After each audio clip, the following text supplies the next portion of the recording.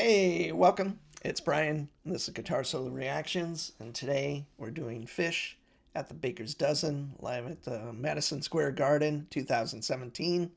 And this is the song called Roggae or Roggae. I don't know exactly how to say that, but again, this is another one brought to you by Curtis, who's been buying me some coffees.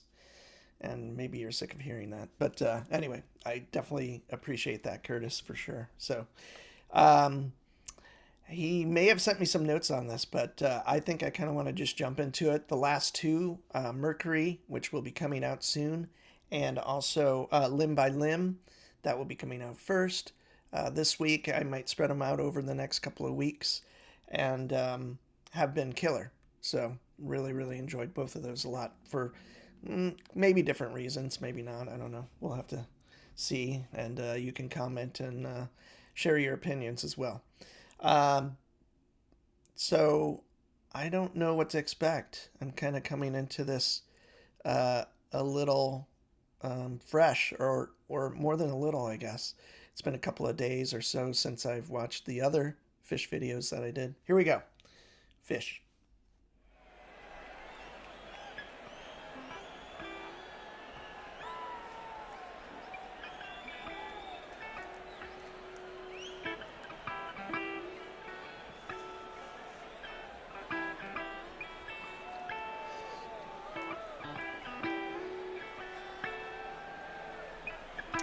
I never know when to talk about his gear.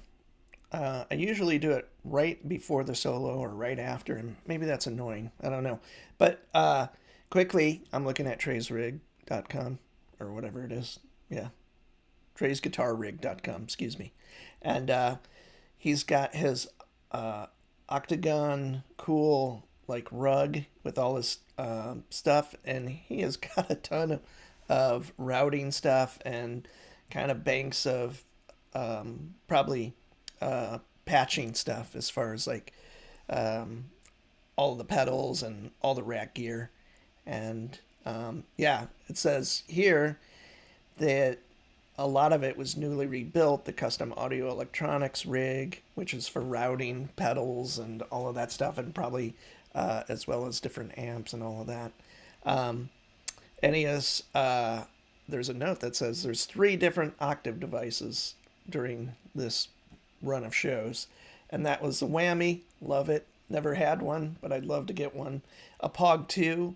I have the Pog Mini or one of those. I love that. I've mentioned that. And then the Boss OC2. Pretty cool. And then two envelope filters, the Mutron, of course, and then an MXR bass EF. So that's just probably a bass version made by MXR. Trainwreck 60, two of those, and one's a backup. Excuse me, Comet Trainwreck 60. I'm gonna have to look those up. Now I've seen them a couple of times. And then some cabs by Comet. Some general stuff about mics. Shure 57, of course, and then a Royer SF12. I'm guessing it's maybe one of the ribbons. That's what they're known for. Boomerang.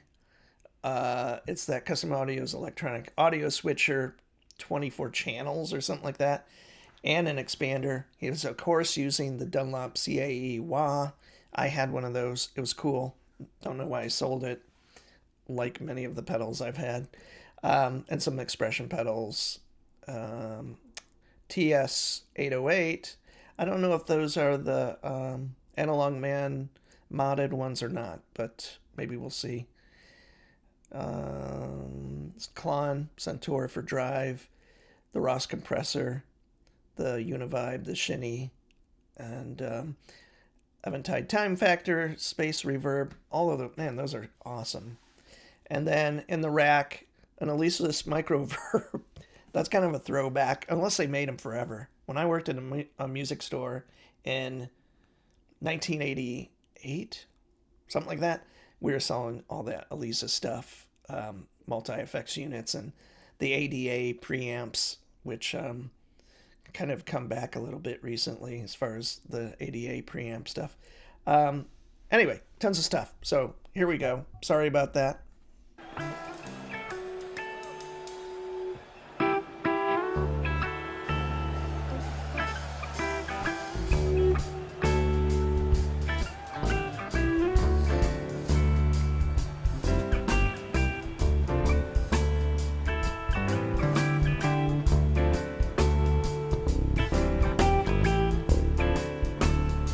punchy low end.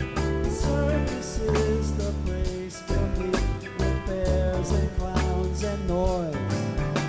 I love the shiny music that descends from overhead. Gordon knew the moment when the stars all turned around. But from that vantage point I found, If life were easy and not so fast, I wouldn't think about the past. I can't forget to turn the earth so both sides get their share of darkness and of love.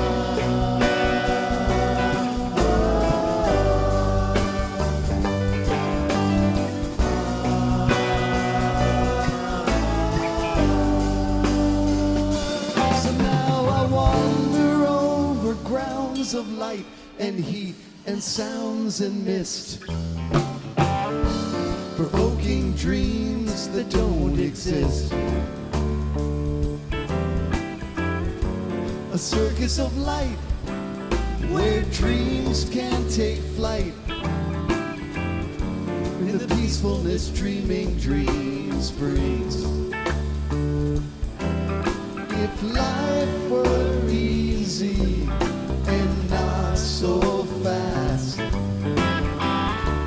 I wouldn't think about the past. And as far as guitars, Cohen #1, which I'm sure he used a lot in this time frame, and I think the last one I did, which was from the Maya Riviera, I think that was 2017 or right around there, and he was using that with that backup, the big box Paul Languedoc guitar that had one pickup. So never seen him play that. I'm sure from what I could tell that the big box Paul Languedoc guitar, I don't know if it got played. Perfect entrance for me.